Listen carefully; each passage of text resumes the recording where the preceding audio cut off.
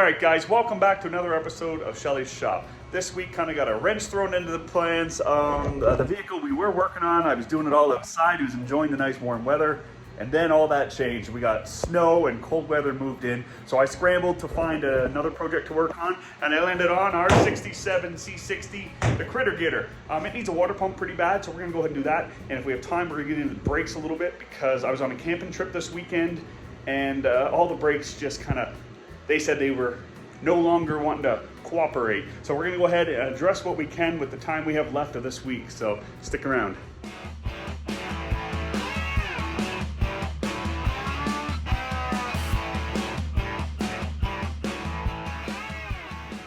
So this thing was a hoot to drive out to that camping spot me and my buddies were at this weekend. It was a lot of fun. I can't stress it enough. If you haven't watched other videos, this thing is painfully slow. But it's a lot of fun to drive. So yeah, right now, like I just said, it's pretty much just needs a water pump from what I'm hoping, fingers crossed, a header gasket, an exhaust manifold gasket as well, or the collector flange gasket and the exhaust flange gasket. And the brakes need to be redone because they've all but given out on me. So they're all fading and I imagine I'm losing fluid, although I haven't checked yet. So yeah, we got some work to do to this thing. Very minimal to bring this thing back to its former glory. And yeah, so let's get on this. So they did give us a different water pump. They gave us this one here, which looks a lot different than the one that's in there, but I believe the output's on the same side. When we get into this one down here, I'll let you know, I'll compare them. I did order the one I believe to be the proper one for this tall deck big block Chev, but we'll find out really soon. So on the list of stuff to do this thing today, I just got to get down into there, the pepcock, which is right below my finger. I broke that free when we were working on it. That should drain this down and then we can get the fluid out without, hopefully without making a huge mess. Slow and steady wins the race here, gents. Not gonna be making a big mess in my watch. I mean, I hope not. I really hope we can get the water pump out without dropping the rad. I'm going to remove the alternator or loosen the alternator off, take the belt off, and then it's realistically one hose clamp or two hose clamps, break that off, which should be fresh because I just put this on just before Christmas. And then two bolts holding it on. Oh, and the rad hose, sorry, not the rad hose, the heater core hose here. So not a lot of work, just got to get in and get her. Yeah, it was pretty cold outside. She was getting down to negative 25 degrees Celsius. Like everything is all frosted up. It's starting to thaw out now. Yeah, this was not our planned broadcast for this week. I was really looking forward to finally revealing the project that I've been keeping a secret from you all for a while now.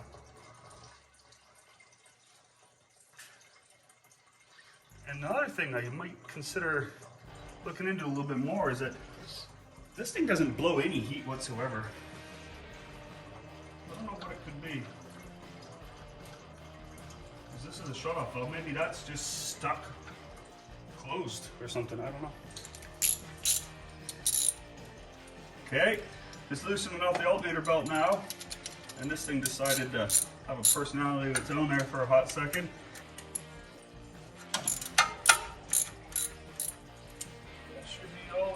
Right here.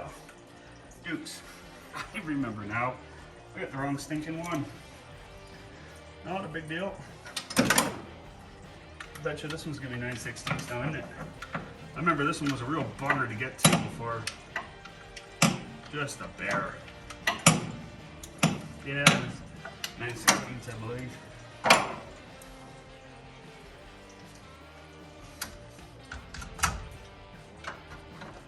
This belt was bought brand new for this truck, and if I stick with the water pump they gave me, it's gonna be too long.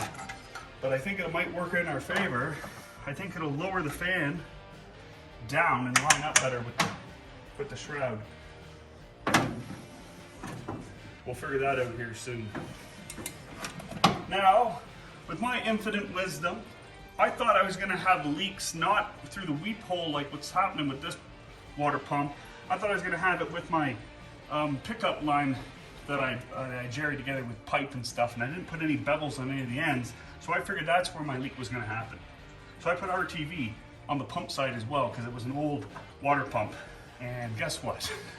That's what's giving me a hard time popping this sucker apart. If I did an RTV that's set up, clearly it's set up really, really well. I don't want to wreck this hose because I forget what vehicle it came off of. It was just a random one they had in the back of the shop. So I just gotta really try not to damage it.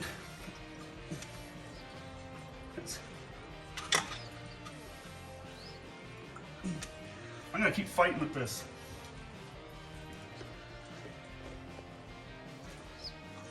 Okay, gents, I got the lower rad hose off, got RTV in there. I'm gonna have to go back in and make sure I get all the RTV out. Yeah, it's one of those things that I thought I would only have to do once. Because when I took this engine out of the bus I got it out of, the whole system was full of coolant. So in my peanut-sized brain, that told me that it wouldn't leak. And then the water pump was good. So live and learn, I suppose. Okay, I got 4 bolts to pop this out now. And I'm just, lots of room, all the stuff are straight out. Then we're gonna pop the pulleys off and compare the two to make sure that everything's gonna be copacetic. All right, I got all 4 bolts out, and oh, water's coming out, so, well, that is what it is, I guess. I have to puke it everything out. Did you look at that? I thought the block would be empty.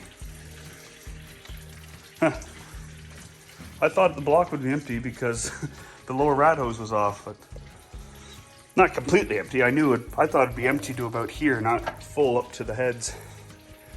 Okay, well, gotta deal with this.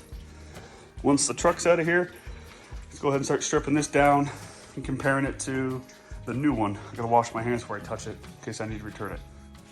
Okay, gents, this is a real tough one to show you guys what I'm doing. This is a clutch fan, so I can hold this and still turn. I can hold the pulley still and still turn the fan.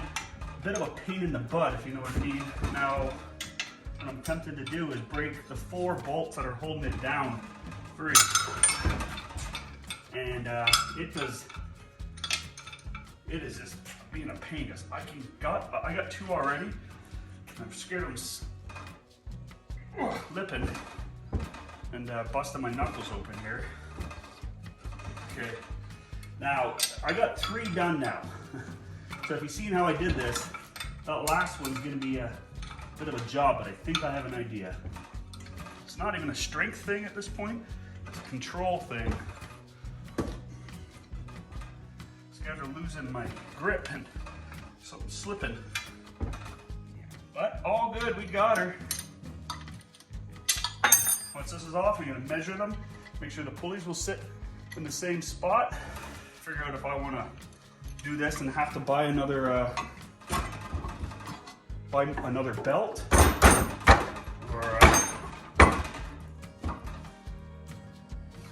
or just get the same pump. Okay guys, just from a glance I could tell they weren't the same. I'm going to level across this one here, and we're talking about a 1/2 inch. Doesn't matter if it's a 1/2 inch or 1/8 of an inch. I could probably absorb an 1/8 of an inch, but that's not good. So I just pray that the other one that's in is the same. If you look here, even this distance is different than there. Yeah, not great. That's a shame you can't rebuild these things, because I'd much rather have this one on there than that one. Okay, I'm gonna pop this off, put it in a bag, and I'll go down to the parts store. Okay, just got back from the old Napa. Picked us up to what I believe to be the correct water pump. It's way nicer than this truck deserves. I say that every time that we're working on this old crap bucket, but car season's coming up, and I don't know if I mentioned this, but I ended up selling my 67 LS swap truck about a month ago. So yeah, I need something to drive to the car shows. 81's kind of cool, not really. But this thing gets attention everywhere it goes. It's just the old Critter Gitter gets a lot of attention. Okay, so comparing them, they look pretty darn similar. Yeah, and I did do this in Napa. Dennis, my main man there. Oh, yeah, it's perfectly level across there. This one doesn't want to stay upright, but take my word for it, it is level across. So, yeah, it's cool. So, I'm gonna rip this off, clean the surface up. I'm gonna probably put a little bit of RTV around it, clean up the surface on the block, clean this up with some brake clean. I might even paint that bad before I go and throw it on the truck some. Head down into there. Okay, let's prep this stuff to go back in the truck.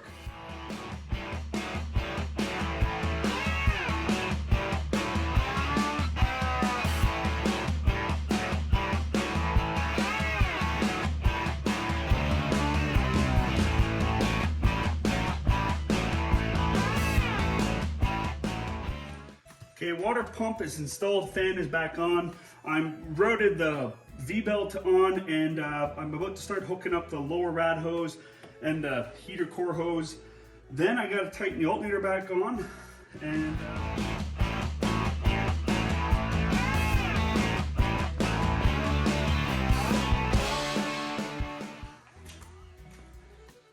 okay, let's get some coolant in this old girl.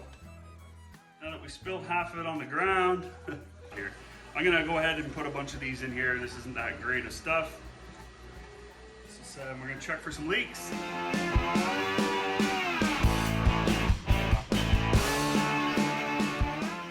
Okay, we are not done filling it up, but we're getting there. We gotta start it up and pull this coolant down into the motor, and then, yeah, run it and see if we have any leaks. I might go get some fresh water and dump over the front end of this to knock all the coolant down. So then after that, if we see coolant coming down, we know we got a leak, because I didn't notice the leak that it had for while it was warming up. It wasn't until I started driving it. That's when I noticed we had a leak. Yeah, I'm gonna go grab a couple jugs of water and pour it on this old girl. What a lot of people don't know about the 366 tall deck engine is if you water them and give them enough sunlight, they actually grow into 427 tall decks. But if they get into caffeine at a younger age, you just get a 427, which is better. All right, I don't see any leaks that are jumping out at me right now. Let's go ahead and fire this up. It's gonna kick some water around for the first few seconds, but that's all right. Let's go ahead and fire this sucker up.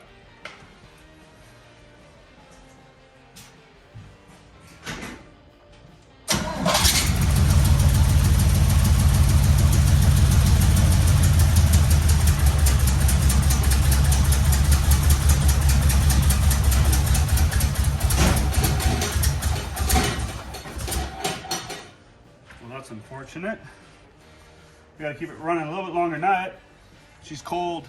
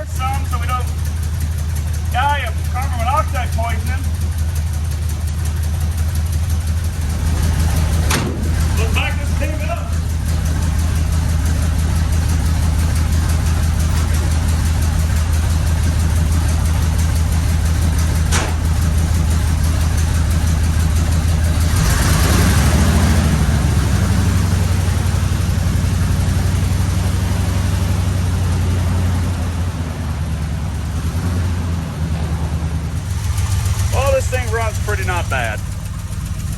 It'll sit out there purring until it runs out of fuel, which happens shockingly fast for such a small little tiny engine. But it's been running for about 5 minutes. Nothing's really jumping out at me. The coolant hasn't started to circulate yet.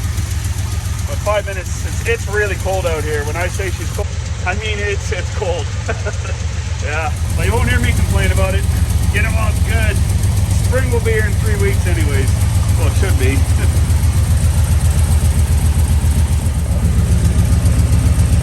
Some water's still dropping, but that could just be from the heat from being inside. Everything was melting off this thing. Well, gents, I think water's starting to move. Trying to give you a good angle here. Yeah, it's dropping quick. I gotta get some in there. Okay, I got the tap back on. She was topped right up. I'm not saying it's bled yet, but it's going to stop the bubble from shooting it out now. Yep, I spilt a little tiny bit there when I was filling, but when it was leaking over here. That it came down through the drain and what I dropped down from right here, as you can tell. Yeah. So I think we're in good shape. I'm gonna let this thing run for another 10 minutes or so. People are getting home from work. I got about 10 minutes, 15, maybe 20 minutes at the most before this starts to get irritating for everyone. Another thing I thought I should share, in case you don't know, if you're gonna be bleeding an air system, put your truck so the nose is facing up. Give the air as much chance to get out of the engine as possible. And if you're in really bad, dire straits and you can't get it to bleed, take it, put it on, and I mean a hill. Like lift the front end of the truck up if you can with your jack, or even on the bank of a road. So your truck's sitting there mean. I've seen people have to do that to get them to bleed. This one won't be a problem because I've already had the system bled fully before the water pump gave out on us. So I'm not anticipating it giving us too much trouble. But yeah, a lot of times overheating problems with a brand new system, it's because you got air locked in the top of your engine. We got heat on this side now, so it's definitely doing its job. Got a misfire happening though, which is a little odd. Listen to this. See that right there? It's flapping around. Popping. Now, when an engine's running healthy, let's go around the other side. See that sucker? Hard and erect, you know? Standing true. And no popping sound. And this side even got an exhaust leak. So I'm gonna dig into that a little bit. Let's get our blood pumping a little bit. Go around the block.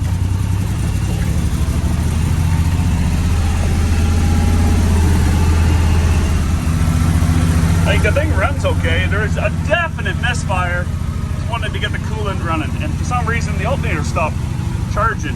I noticed when I let up, I pulled the battery cable up, it died on me. We are back. That took about a minute and a half. Nothing crazy. Got to be polite to our neighbors as much as you can doing what we do here at Shelly's shop. Yeah, nothing crazy, but you just gotta be a little considerate when you do what we do here at Shelly's shop. But there are plans to get to a bigger shop outside of town. Not even a bigger shop, just outside of town would be go a long way. Luckily, all my neighbors like me. All right, we're just gonna do a quick look. Coolant level's there. It's down a little bit when I left it, but like I said, most likely there was an air bubble. So it's doing exactly what I expected it to do. Yeah, what I don't like is that the alternator's not charging. There is a bit of a list. I'm gonna pull this in the shop and we can talk. All right, guys, the Critter Gitter is actually a really fun driving truck. It's not fast, it's not powerful, but it rides exceptionally well for being a 1-ton short box dually truck. I didn't take any of the old suspension out of the back. It's stiff as a dog bone in November.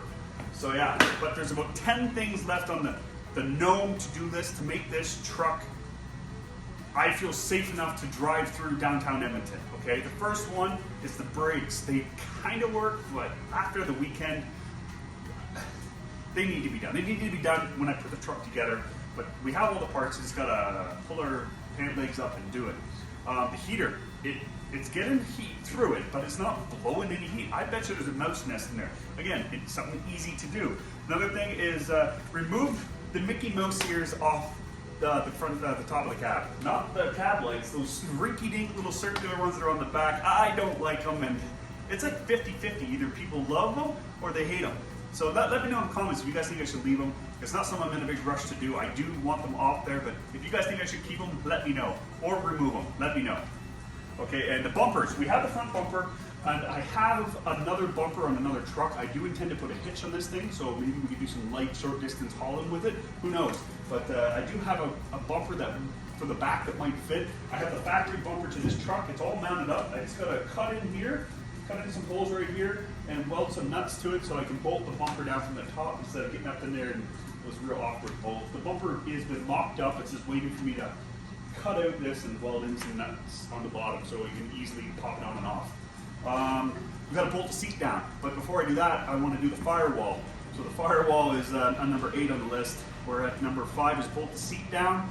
The seat's kind of, the stoppers that stop the sliders from moving are all messed up on it. I'm probably just going to put it in place, push it all the way back and tack it in place because I like my seats fully in the back. Okay, and then the firewall was next on the list. That has to be done before I bolt the seat down properly. The radio antenna. This thing has a working AM radio. It doesn't get a lot of stations, but it does work. I think the speaker's hooped on it, but the radio itself works. It's not a factory one, it's an aftermarket one. The front tires are atrocious. I won't drive down the highway with this thing. I've been back roaded, just having fun, and honestly, they'll probably last the rest of my life unless you take out the highway. But just for booting around the side roads, it's fine. This thing only does 80 kilometers an hour anyways, which is in miles is slow. And I want to paint the tailgate this color. So I'm going to try to figure out how to match the tailgate to this color. I think it'll sub it up instead of having that orangey, purpley brown color that it is right now. That tailgate's off the 72 short box four-wheel drive. And last but not least is the biggest thing other than the brake job for this thing is it needs a box floor bad. Like the one that's in it is completely rotten away. I don't, even long box, 8-foot steel floors for this body style truck that aren't completely rotted away are hard to find. If I want it done, there's 2 options I figure. Neither one of them is going to be an easy one on the pocket. Either I make my own box floor or I just suck it up and go buy a good an aftermarket one for it. Which this truck, it doesn't deserve that. I like the truck, but the box floor, it'll put it into a price point where no matter how I cut it, I'll be losing if this thing ever gets sold, which I have no plans to sell it, but I won't drive it enough to justify spending $1,800 Canadian on a floor for it. It just doesn't make sense to me.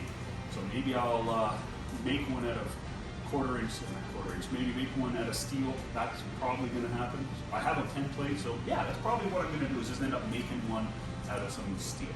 So that's the list. I'm gonna try to knock some of these out here between tomorrow and the next day. Yeah, I gotta think about this tonight and we'll start one of these 10 items tomorrow.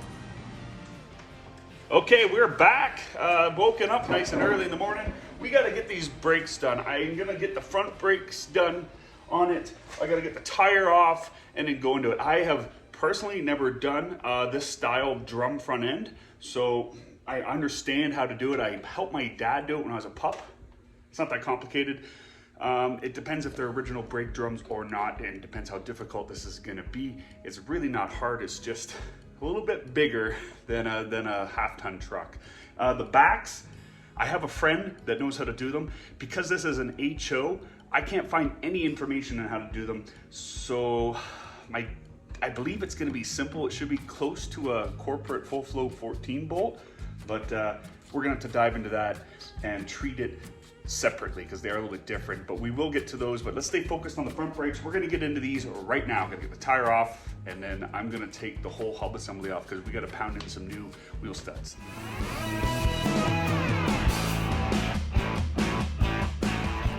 Okay, it's slightly cramped where I'm sitting, but we can handle it. So basically, in order to get these off, it's pretty simple. You have these screws that are right here. There's 2 of them, one here and then one down here. They can be a bit of a bear. A little bit of heat and splash them with a cold shot of water. A lot of times break them free. And if that doesn't work, you don't have a torch, you can take your stab punch and give it a whop and shock it free. Yeah, I didn't want to attempt to do them. So these These look like they've been changed before just because of that. And but I don't need to worry so much about getting the drum off of the hub.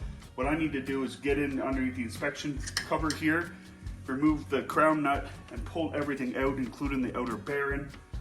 So yeah, so our big concern is going to be backing the brake shoes off to allow this to come out. I have a brand new hardware kit, so if it gets a little greasy, we're allowed to put a little bit of force, but I bet you sure enough that these drums are rust welded to the hubs. We need to switch out these studs, these studs, so we can put our spacers on, our dually front end spacers, to fill out the wheel wells properly. I think it's gonna make the truck look a heck of a lot better. Yeah, let's go ahead and get on this. Oh, one more thing I want to mention. You see these little cutouts here? One of them is an inspection port. You pound it out with a punch, and then you can get down into the slack adjusters, and you have to be able to pull the slack adjuster arm towards you or away from you, depends on what side it's on. I guess it's always on the other side. Pull it, open it up, and then back the tension off to bring your shoes in, so then this will slide over, because I don't know how old these are and they're probably pretty grooved, in which case I need to get these to a shop today to get them turned. I need to get them to a shop to get them turned. So enough rambling, let's get on this. Okay, I did a bunch of that nasty work. I had to get down into here. I held the slack adjuster out and then turned it by hand, just a little spin at a time, backing the tension off like I just said. I got the crown nut off, and I'm about to figure out if this right here is going to slide off or not. Oh good, it's moving. So yeah, we're going to pop this off entirely. All right.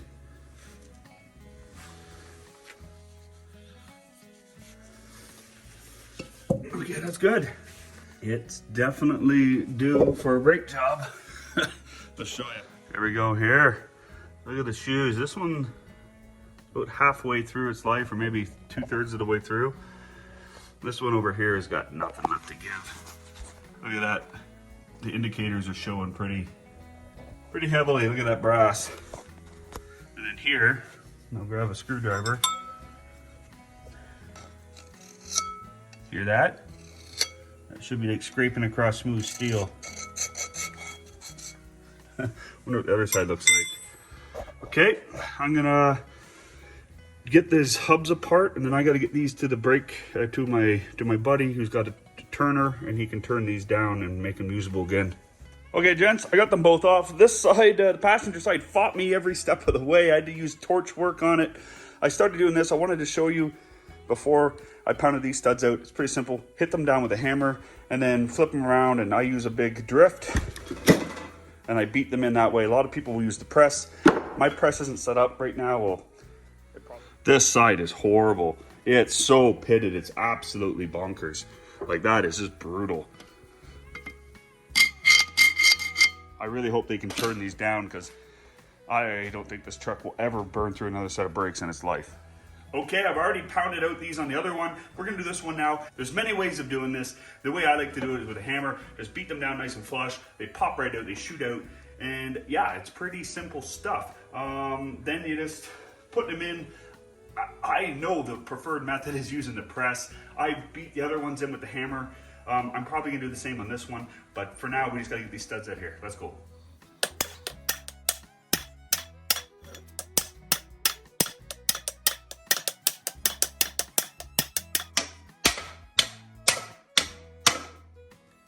Ooh, that hurt.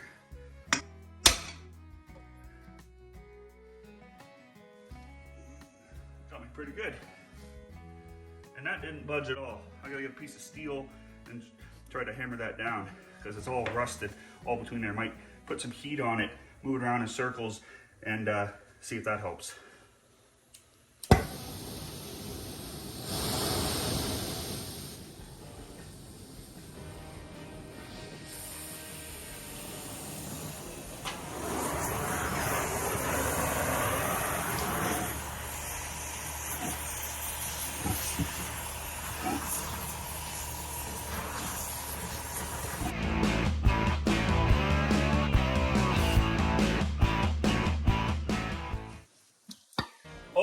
that was really, really welded on there.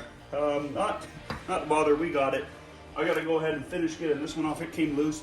It's not gonna take a lot of force to knock that one out. This one was really, really stuck on there. I didn't want to use fire to that extent. What I did was I just heated it up until just before it started to get hot, and then I just moved one circle around. That is all it took to break the rust that was holding everything together free. So yeah, that's the benefit of having a torch. Okay, this is pretty straightforward. This thing's still kind of a little spicy, so I'm gonna leave my gloves on for this portion. Yeah, just drop these in, get out the old big hammer. The old big hammer. So what I'm gonna be doing is I'm gonna be trying to hit these ones in because they're closest to the jaw here. And this thing, like I said, is still pretty spicy. That is still really hot. You coward, Jordan.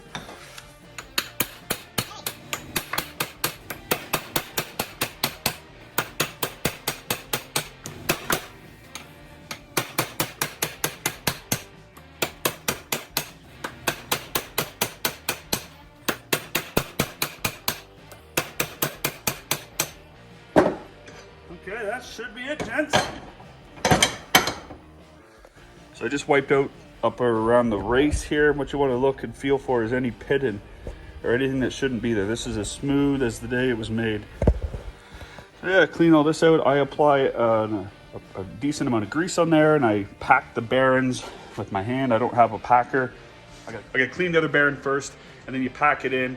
I don't really think you guys want to see that. It's pretty straightforward. Pack it in real good, slide it in. I gotta pop the seal to the back of both of these hubs, do the back ones, and then we'll get these on the truck. There we go, turning the drums. They're coming out pretty good. It's not gonna be as machine finished smooth as I'd like, but it'll work for this truck. Well, we're getting down to it. This is the last one. I think this might be our last pass. This is kind of a cool unit. He offered to sell this to me, and I'm strongly thinking it. This one does rotors, this one does drums, obviously. I might use this 3 times a year, but I could probably maybe do it for other people for a marginal fee. Honestly, guys, I'm not usually one to complain about overseas stuff, but the fitment of this wheel cylinder is just horrible. Everything is just not lining up. I had to make a wrench just in order to put this side on. I had to cut the heck out of one of my spare 1/2 inch wrenches. Not a big deal, but I shouldn't have to do that. It was kind of annoying, but it's on there now. I'm gonna stop talking about that. I'm gonna go ahead and get the rest of the hardware on, and then I'll throw the spindle back on and the drum. Let's go. Gents, look at that. This thing looks tremendously better. It's filling out the wheel well a whole heck of a lot better. Like I already mentioned, these split rims gotta go. This is put up here for mock-up. I do want to grease the whole front end of this truck. I didn't put that one on the list, but as far as I'm concerned, this brake is on and adjusted, and other than torquing down the inner spacer that's on there, I have to torque that down, but I want to bleed the brakes first and then hold the brakes, and I'll torque them to spec that way. But for just for looking purposes, more motivation purposes, he's looking pretty not bad. Well guys, I'm burning the midnight oil here tonight, trying to get these brakes all done. I'm struggling to bleed them all by myself. I've used a vacuum puller, everything I can.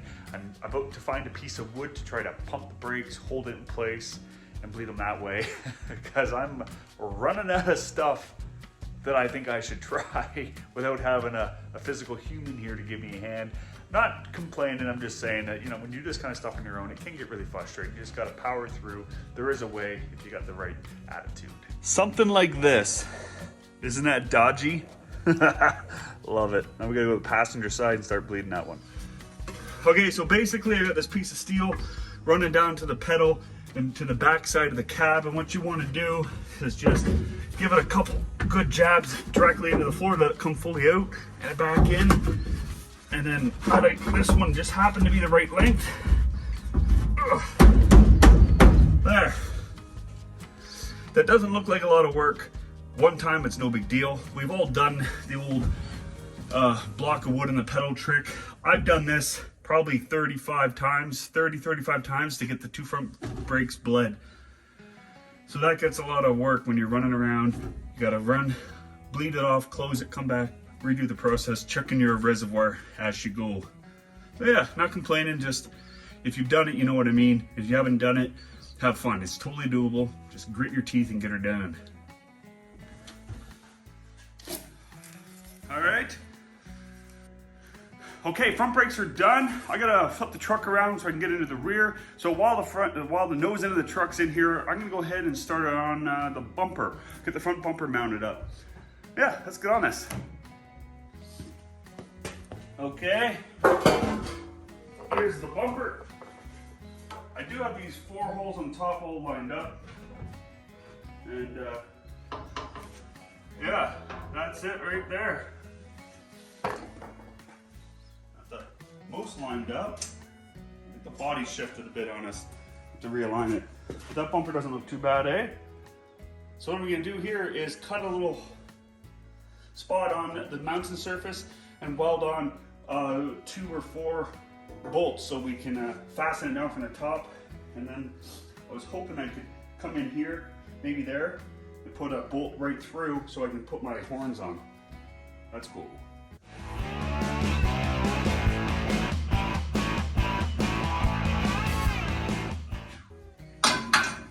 Okay, got those 2 cut out now.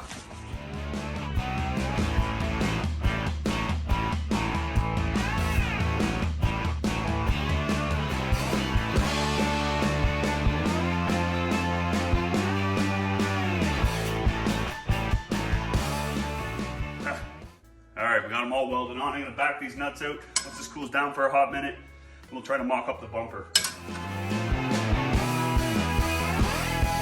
Alright, with the bumper all set up on there, these bolts, I didn't give enough time to cool down, so I'm just gonna wang it. Look at that steaming.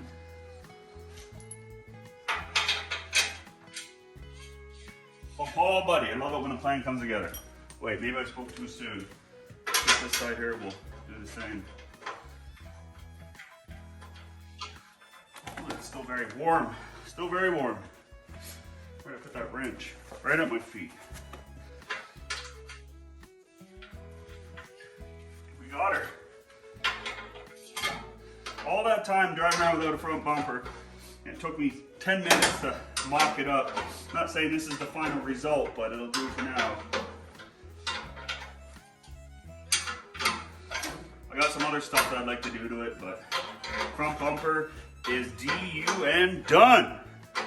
Wow, and have a minute once I get these tightened on. All right, that front bumper is DUN, done. It's on there. It's on there pretty freaking good. I know 2 bolts probably isn't good enough, but until I can get down on my back and then start building, I might put another bolt here. 4 bolts should hold it on. Another thing that I'd like to do is mount these bad boys on strictly for looks. I was thinking maybe there, maybe utilize that hole. Up there would look kind of neat. You would never be able to pull off these. They're strictly just to catch your knee and for looks, aesthetics. So yeah, I think that's what I'll do is I'll try to put that one through there. That bottom one will not line up. So yeah, that'll be on the to-do list. I might do that now. All right, guys, that time has come. We got the tires all on, back on with the wheel spacers. So tires are done.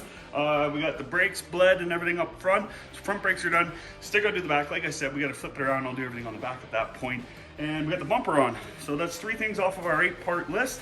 It's pretty not bad. Let's go ahead, drop, 10-part list, sorry. Let's go ahead and drop this down and see what the stance looks like with the wider tires offset. It's gonna be awesome. With the bumper on, I'm not sure I'm gonna be able to get the jack out. I think I should.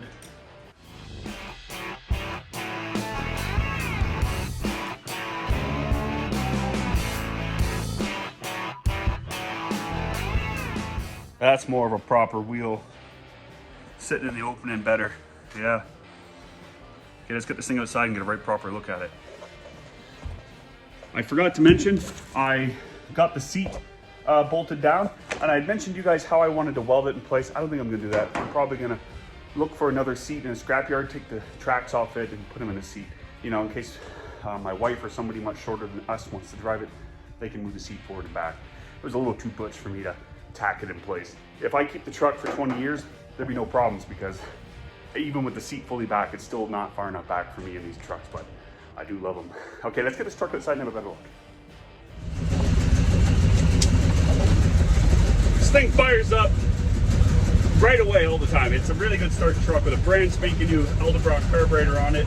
It runs pretty good. It does have that misfire. Pretty sure it's a burnt spark plug wire, because it's got brand new plugs, brand new wires, but I noticed one was sitting on top of one of our homemade fender well headers. So yeah, the pedal with it's still an issue. It's really high, and I don't actually have the pedal, just the rod. So I have to lift my foot up and kind of push down on it. It's kind of jinkety, but for now it's working. Yeah, I can smell the exhaust fumes, so let's get this thing outside. Yeah, there's really not a lot to say. Let's have a better look at this thing outside.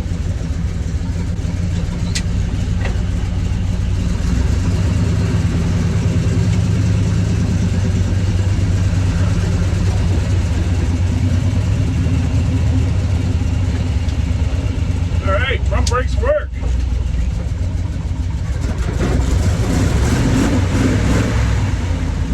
Awesome, let's go outside and see the stance of it. Right out the gate, I noticed right away those tires sticking out like that is way better. Yeah, it suits the truck so much more.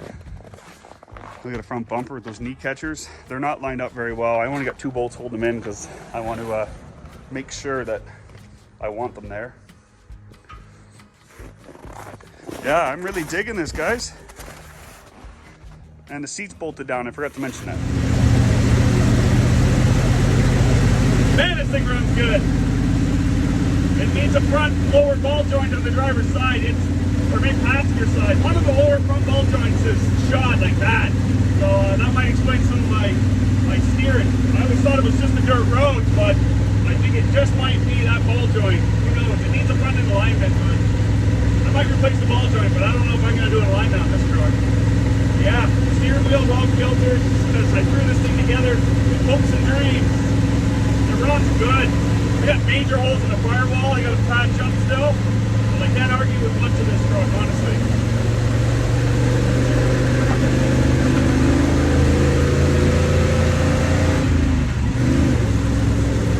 It's fun pounding gears with it. You know, pounding gears. We're pretty much top speed now for me to go at 80 kilometers an hour. It's fun though. It's fun to hammer the gears. Yeah. A lot different with the wider stance front end. We did this truck a favor by installing that. It's not a sharp turning, but it works. It doesn't rub on the headers or the fender well anymore either. That's a big win. I can go full lock to lock now without it rubbing. That's good.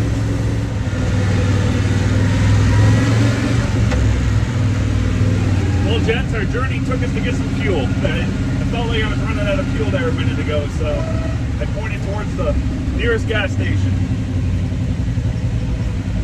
Can't complain about this truck very much, other than how slow it is, but I don't need power. I'd like to go highway speed. But the transmission, once you're onto it, it's a lot of fun to drive, actually. There's some kinks to work out of it. Yeah, there's some kinks to work out, but all in all, this is a pretty fun little unit, yeah. All right, let's get on home, shall we?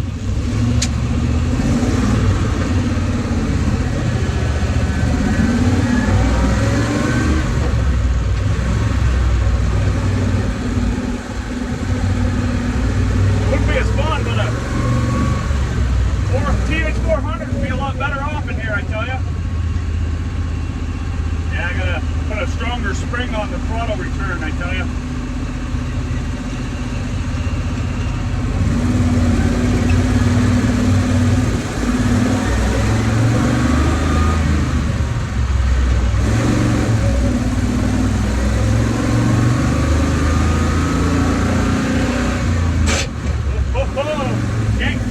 Grind them.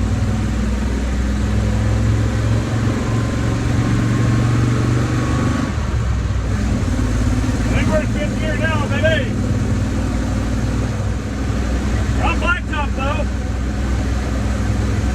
Drive's pretty straight. Some tires could be shot, could be that lower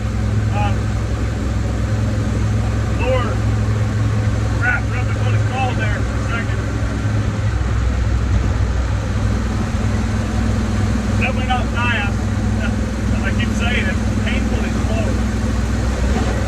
This is about as fast as you want to drive it. It's like a school bus, actually.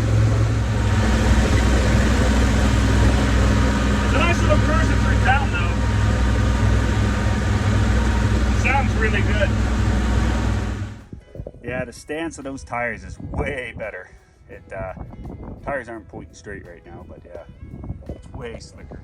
Hey guys, that's gonna be a wrap on this episode of Shelly's Shop. I know it was a bit of a ham sandwich when it came to what we were gonna be doing because the weather just kind of did a complete 360. We were supposed to be working outside all weekend, but we couldn't. Even holding the camera up right now, my hand's getting cold because she's pretty nippy out. So yeah, I hope you enjoyed our episode because I know I sure did. Working on the Critter Gitter is always really rewarding, and it's take little chips away at a time. And as always, like, share, subscribe. It really does mean a lot to us. Till next time, cheers. Drive the Critter Gitter, Dustin. Tell you what, I'm doing straight trade for your truck right now, today.